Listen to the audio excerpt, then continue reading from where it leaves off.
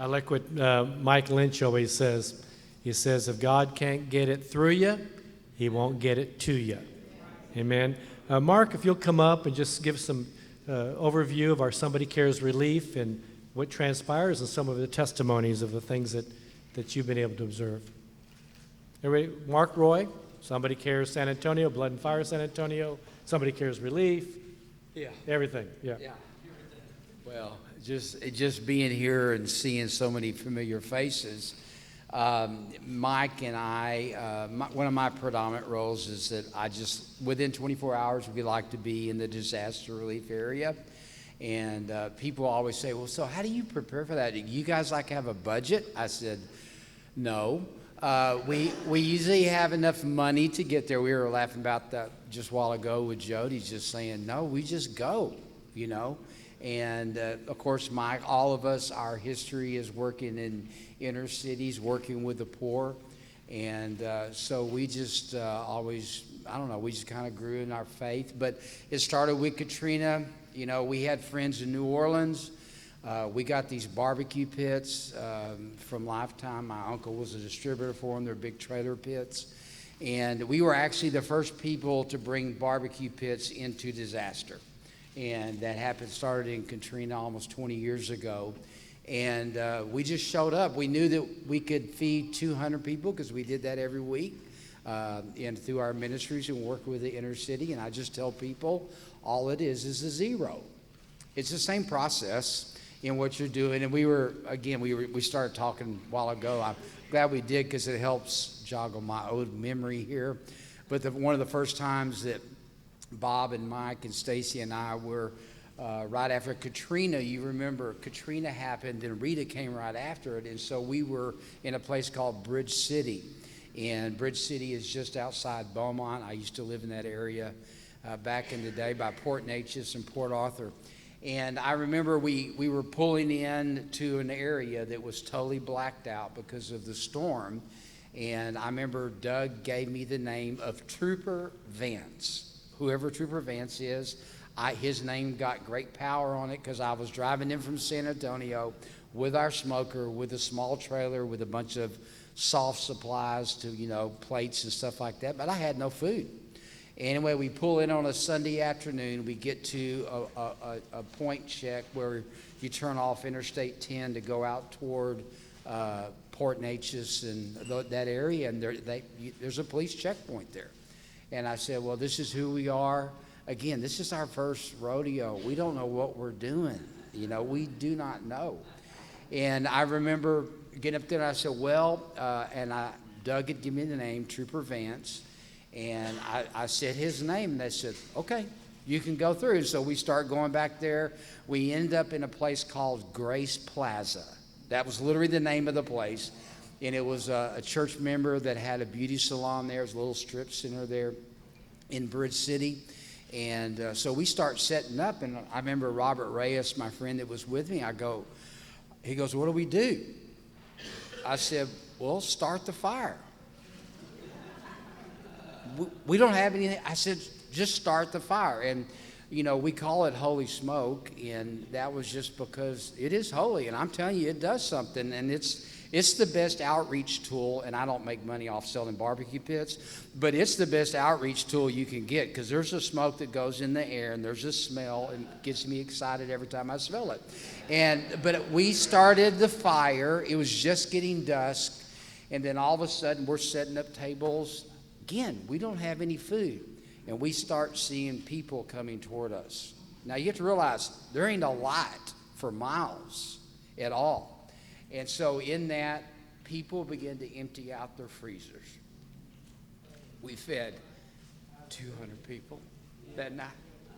And it was I just tell people, just like what was being said a while ago, you need to be afraid. I mean, we were afraid, but it was foolish. And what we say all the time, we're just a little boy with a little lunch. We don't have much, but what we have, we give to God, and we watch God just continue to multiply that. And so that was the first one, and just this last one in Sarasota with Jeff and with Robin down at Cross Point Church. You know, again, I was actually in Cambodia. I do with anti-human trafficking in Cambodia. I've been doing that for about 14 years. So I'm actually in Cambodia. Which storm was that? I forget. It was a Helene, yeah, was happening there. And so I'm flying back from Cambodia and literally home in one day. Mike was already in North Carolina, in Asheville. And anyway, we start moving. You know, I fly in, meet Mike, and we start going in, and we know that second storm's coming in, if you remember, and we don't really know where we're going. And what Doug said earlier about relationship, and that's the one thing that's very different about our network and who we are, is that it's very different. I have this saying that if you allow organization to dictate structure, or is it you're just an organization? But if you allow relationship to dictate structure, you're an organism. Somebody Cares is an organism. We can all survive. We can go back to our thing, whatever we're doing in our cities. But in a moment, in a time of crisis, that we can come together. And there really, as Doug says, there really is a net that works. And so I meet Mike in North Carolina. We start driving down toward Florida. We don't know where we're going, that's just about every way. I'm talking to Jody and Doug saying, do we know anybody down here? And we just start going, literally. I pack the van up in the smoker and we head out. And we, like, as we say, we are looking for a man or woman of peace that want to facilitate the kingdom. And it's not just about them or even just their denomination, but it really is about their community. And we do believe that it's our goal with disaster relief as Somebody Cares, that we want to come alongside the church and to help empower the local church with the power of compassion to build the kingdom in their community. It's a great opportunity. And anyway, there's so many testimonies, but this is just fresh. So I remember Dan Bernard, where Dan is, he was Somebody Cares Tampa Bay. We slept in his office the first night. We're driving in, we got a trailer, and I just say, oh, Dan, by the way, we have an 18-wheeler full of sausage, and can we put it in your warehouse? Because we know we have it. Mike had already gotten that coming down. And as Mike and I are driving in, I was reminded of a friend of mine. I can't pull his name right now. Anyway, I said, and I saw him on Facebook. I'll pull his name in a minute. Tim. We actually worked with Pastor Chuck is where we met Tim. And I saw Tim put something on Facebook, and we were literally driving through the town, getting ready to pick up a small refrigerator truck there, and he was right around the corner. So we go around the corner and saw him, man, it's so good to see you, da-da-da-da. And then he looks at me, and he goes, do you guys need like an 18-wheeler refrigerator trailer? You know, big one, a big boy. I go, yeah, we do. Yeah. And you know, and Dan's saying, yeah, you can put this sausage, we can leave it there overnight, but, you know, it's $200,000 or $300,000 worth of sausage. We don't really want to lose it. And literally, he says, well, you know what? When you find out where you're going to be, we'll drop the trailer for you. He goes, we had it left over. We were getting ready to turn it back in. And you don't understand, logistically, to find a 18-wheeler trailer, any asset like that in a disaster, it's a miracle to get it without paying $20,000. So we're going in. We spend the night at Dan's office, which we are very thankful for. I think we had a shower there. I can't remember. I think we did. But anyway, the next morning we get up. We've got sausage in the hot warehouse behind us. And then they bring this big reefer in there. Dan's going, I don't know what you guys are getting me into here, you know, but thank God he had a forklift. We load up the sausage, and somehow through Dan, we heard about Cross Point Church in Sarasota, and I go, well, let's just go check it out. And so we go check it out, and needless to say, just a relationship that Dan and Robin, or Jeff and Robin were just, I mean, they were there for us, man. They said, man, let's open, and we just start doing it. But it's all those little things. Again, I can go on and on about how God provided so much stuff, and we had so much meat coming in. We were just giving food away. But that storm wasn't as bad as some of the other ones. But what happened, there was this extended time where people were without power So everybody lost everything in the refrigerator. Everything was gone. It was that bad. And so we were able to refill refrigerators and feed meals. These smart little young guys back here, I mean, they got some app where people could just log into an app, because then there was a gasoline shortage that was going on in Sarasota for almost a week. And people were they weren't getting out, they weren't driving, so we really couldn't do food distribution like that because people were so concerned. And they got this app, I can't remember what it's called, but these smart guys back here did all that. That's why we need you young guys. You can help us with this. But they had an app where people could go on and request for food, and we were delivering thousands of meals every day. And it was amazing. And just to watch how God did. But anyway, there's just so many different testimonies of God's provision of how he does it. And so, start the fire. Start it. Because I've taught, when you start the fire, God will provide. And that's my illustration. But whatever that fire is for you, you just got to begin. And one of the things that we have with BloodNFire and our different ministries, it's our responsibility to set the table. It's God's responsibility to fill it. And we have seen he is faithful. He has done it over and over again. I'll tell this one last testimony down in Houma, Louisiana. And one of the things that's one of our principles with SomebodyCares and disaster relief is that we are not going to be going to where everybody's going. Everybody's going to go where the media goes because that's where the money comes. We understand those things. And it's a multi-billion-dollar business, believe you me. But our heart is always, number one, it's built on relationship. Who do we have relationship? That's the number one thing. Are they a kingdom man and woman of peace that want to facilitate the kingdom? And then number two is we want to go to the areas that are underserved and overlooked.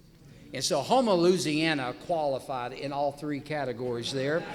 My good friend Warren Beamer, which is no longer with us, he was killed a couple years ago in a car accident. Him and I pull up in this big church, I think it was Living Word Church in Houma, Louisiana. Very strategic.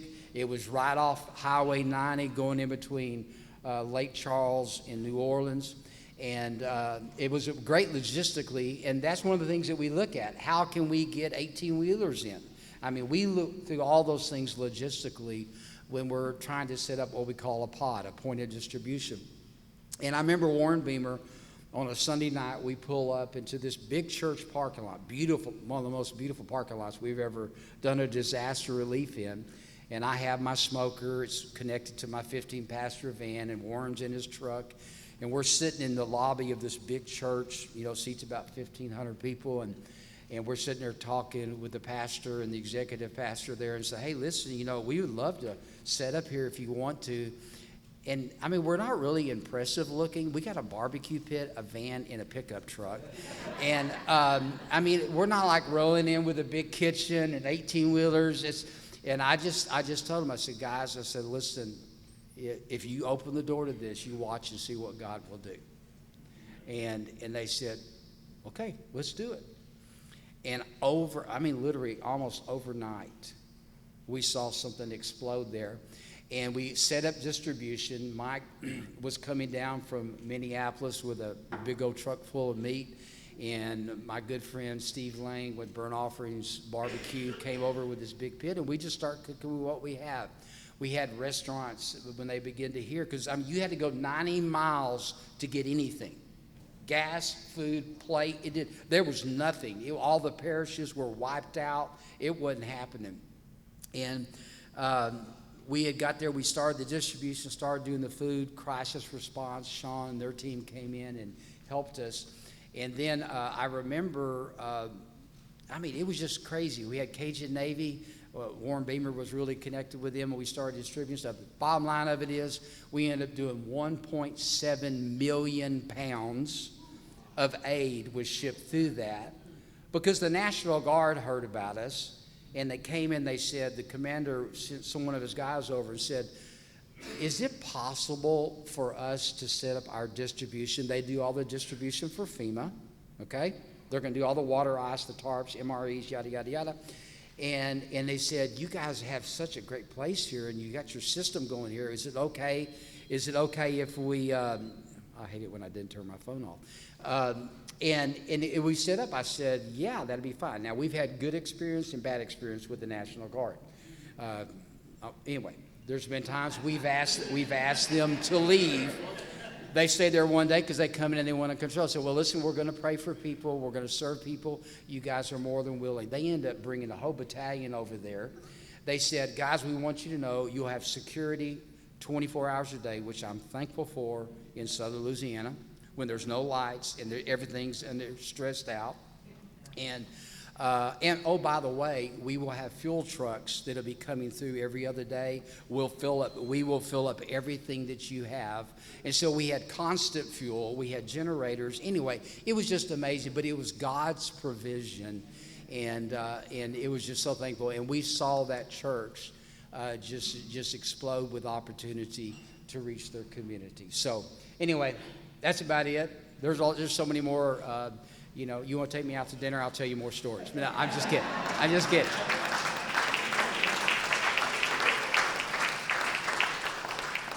It was amazing being on FaceTime or Zoom or something.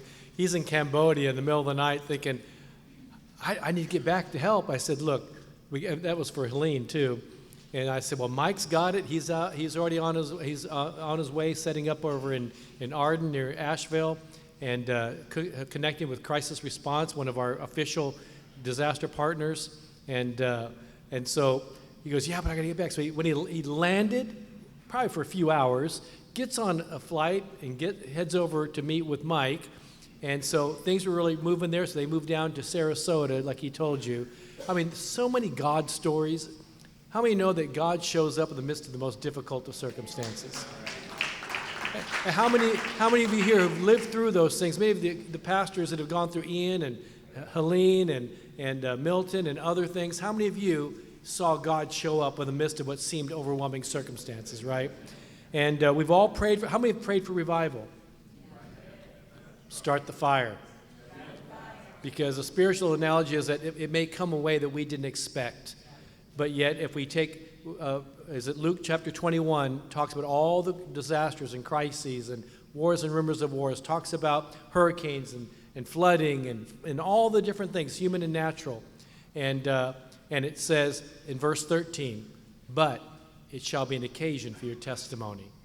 So we don't understand what the eschatology is. Sometimes we don't understand why things happen the way they do, but we don't try to figure that out. What we do is make ourselves available in the midst of whatever is happening, be Jesus to that community, and watch how revival comes out of that. Start the fire, or as the old movie would say, if you will build, they will come.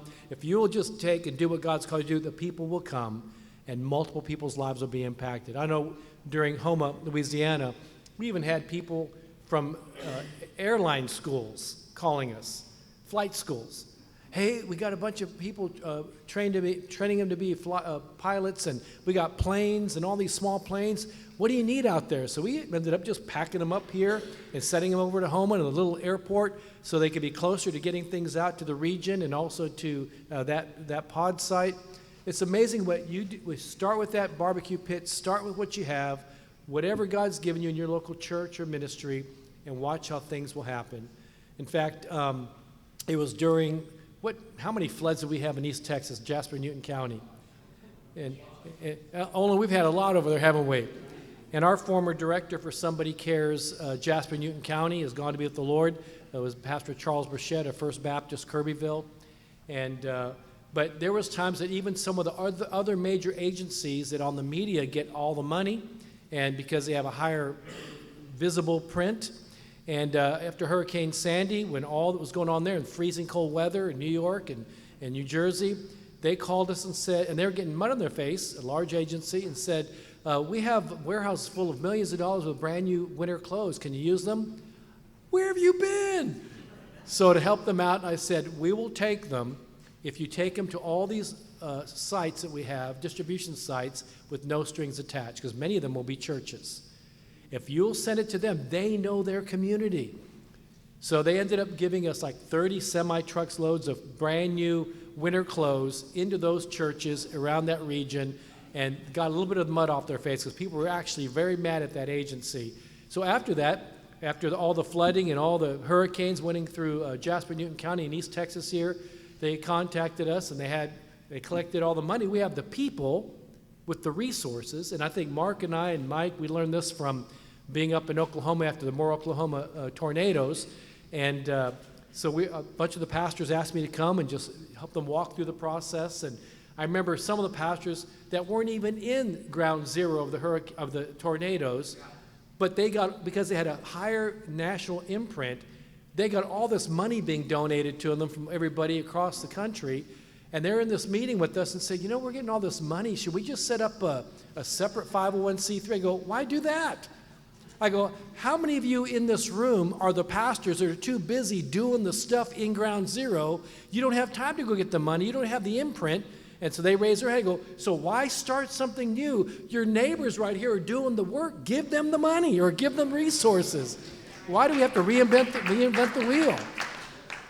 And so oftentimes we see those kinds of, but in Jasper, Newton County, this other major agency that I talked about in Sandy contacted us at SomebodyCaresAmerica here in Houston and said, we have all this grant money. Do you have people in Jasper, Newton County who could use it? And so we were able to get $500,000, I believe, to help over 500 families get back into their homes through Somebody Cares long-term recovery in Jasper, Newton County. And Olin, would you just stand real quick and raise your hand? In fact, and they just received the governor of Texas volunteer award for their response out in Jasper, Newton County. So they received the One Star Foundation, Governor Abbott, and the state of Texas gave them the statewide volunteer award for helping and doing all their long